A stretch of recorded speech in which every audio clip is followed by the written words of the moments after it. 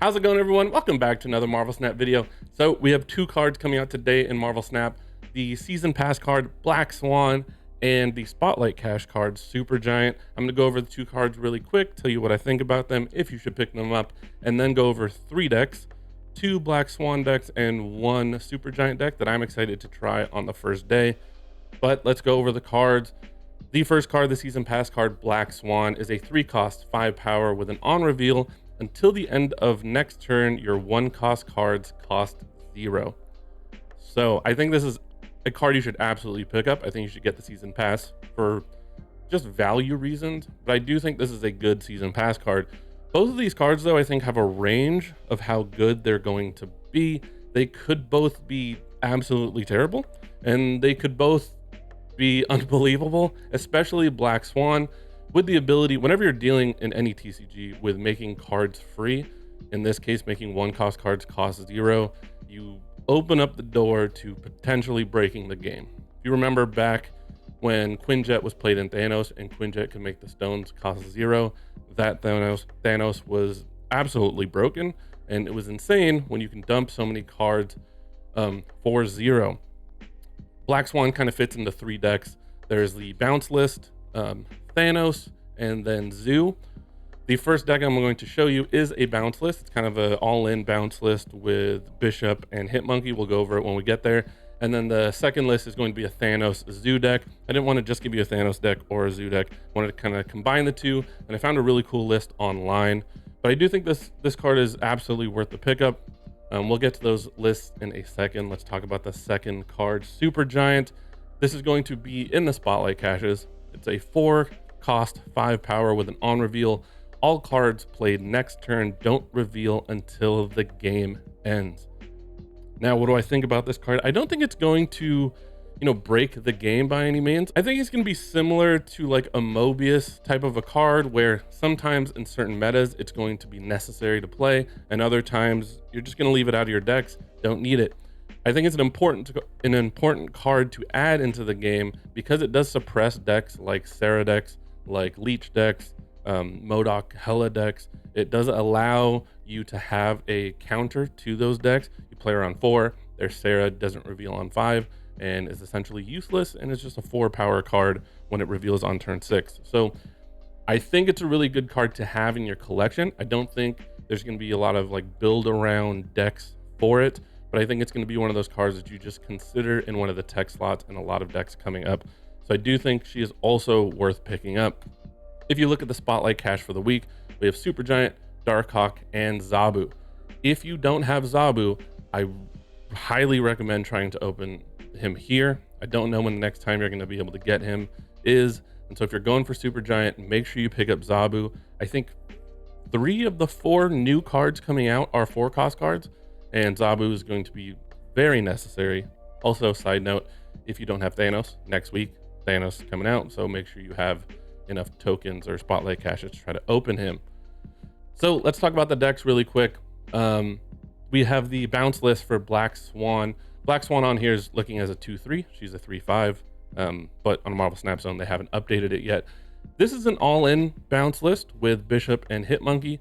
The goal here is to get your cards cheap. Maybe you can bounce it a few times with Beast, Moon Girl to copy. You know the whole bounce drill. But the goal is to try to get Black Swan out for 3 on turn 5, so that on turn 6, ideally you have a Bishop out. You're going to buff him with a lot of your 1-drops. Hopefully you copied a lot of 1-drops with Moon Girl, and you're going to be able to flood the board with those as well. And then, of course, if you can get a copied Hitmonkey, you can play 2 Hitmonkeys on turn 6 with all those 0-cost 1-drops. It's very ambitious, but the potential here in trying to abuse that 0-power, those 0-power 1-drops with Black Swan, I think is huge. And I think this is about as all-in as you get with Bounce Black Swan. So let's talk about the next deck, Thanos Zoo. Again, the same kind of idea with using Moon Girl to copy those 1-drops and then playing Black Swan on turn 5 to get them for free, or to play them for free. You may be able to play Black Swan early to play some stones out to get some draws, but again, the idea here is to play it on 5 so that you can dump a lot of cards on board. What happens with Zoo and Thanos with Black Swan is you stop having to commit to certain lanes, and you get to hopefully have a full hand by turn 6 and then pick what direction you're going to go now that they cost 0. I don't know how good this is going to be. Again, it's a combination of Thanos and Zoo. I think it's going to work fairly well, but I do think on day 1 there's going to be a lot of Mobiuses in the meta, and I think it's really going to screw with a lot of these Black Swan decks. So if you're running to a lot of Mobius, maybe don't play it. You can also consider running Mobius in this bounce list. I don't know if it's going to slot in too well, but Mobius is going to be a key card to be playing, at least in these first few days. I love Zoo. Zoo was one of my favorite decks about a year ago when I started playing Marvel Snap, and it's now just starting to kind of see an emergence in the meta. So really excited for both of those decks. The last deck, again, if you guys watch my channel, you know I'm a huge fan of Lockdown, and I think Supergiant is the perfect Lockdown card. The idea here is to get priority in the first few turns. Hopefully you can win a Storm lane, get some cards out like Miss Marvel and stuff. Play Supergiant on 4 to stop their turn 5 cards from on revealing, and then hopefully pull priority on turn 6 so you can play the Goliath and just kill all of their cards. Supergiant's going to leave those cards face down, and if you can have priority by turn 4, if you're going to be winning the game by turn 4, on turn 5, again, you're going to have priority, and that'll carry over to turn 6. You can play your Goliath and just delete an entire lane. This has the potential to be very good. A 4/5 Supergiant isn't the strongest, but again, if you're just fighting for a lane, you do have Silk to try as a 2/5 to just get as much power out there. Again, Storm to lock down a lane. Zabu lets you cheat out that Miss Marvel on turn 3 if you need to. So it does have potential to get a lot of power out before that turn 4 where you need to win priority. And then if you don't win priority, obviously you have Dr. Doom, you have Vision, you have ways to get power out.